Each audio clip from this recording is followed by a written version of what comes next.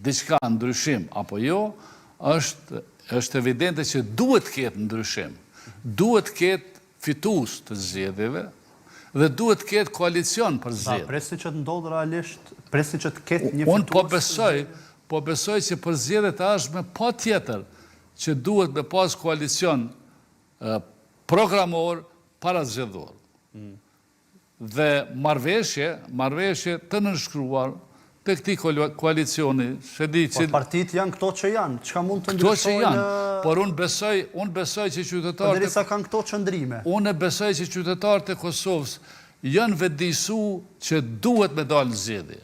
Dhe nuk duhet me dalë 500.000, sepse janë 1.500.000, 2 milion votues që duhet të votojnë.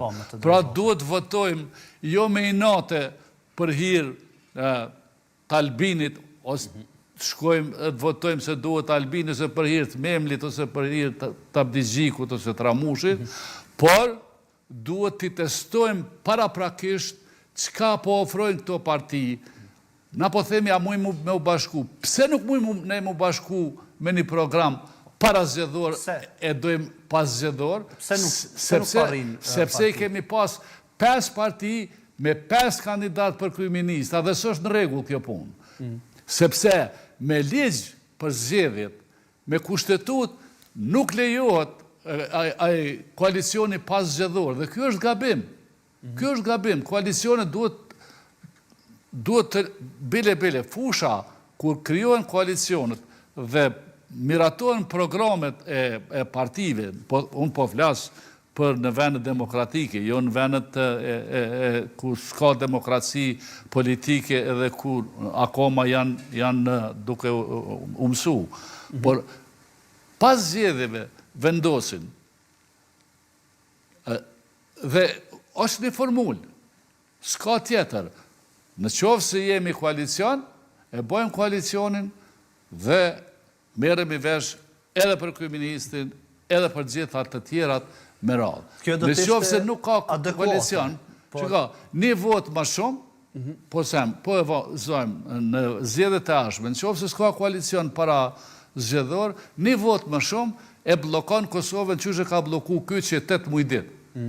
A sa u bën që në kry zgjedhjet. Dhe kjo situatë është e lejuar në Belgjik, është e mundshme në Belgjik, që ka ndodhur shumë herë, ku funksionon administrata, ku ka pavarësi edhe shtet qindra vjeçar dhe ka një pasuni enorme dhe funksionon ajo administrata ma mirë bile se me konë qeveria. Po kështu, në kushtet kur Albin Kurti ose kryeministri i Kosovës, edhe me pas konë dikush tjetër, vepron njësoj si kur mos me pas ndodh asgjë.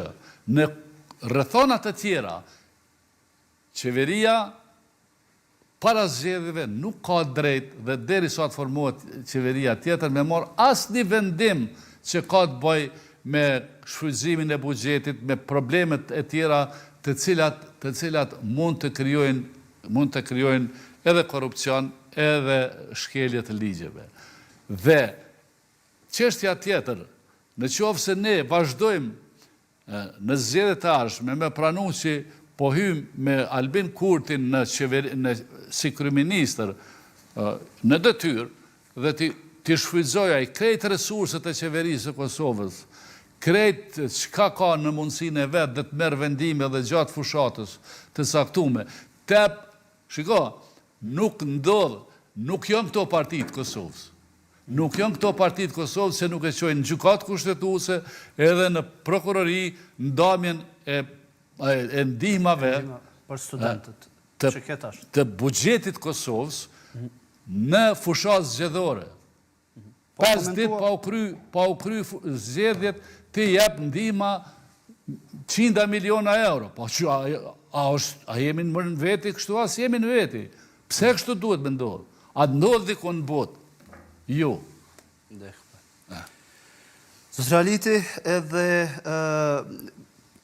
po flasim për skenaret, pak për skenaret e mundshëm që mund të ndodhin gjatë këtyre 2-3 ditëve. Çka presni realisht që të ndodhë? Ku do të shkojë Kosova? Sepse e përmendet edhe vetë, e thash edhe unë, janë 9 muaj, pothuajse 9 muaj prej kur I kemi pas zgjedhjet e fundit, nëse mund të themi lirshëm që mund ta konsiderojmë që një vit është I humbur, më pas dëmet ekonomike janë tejmase të mëdha, cilat janë skenaret e mundshëm për këto 3 ditët e ardhshme. Ku po shkon Kosova?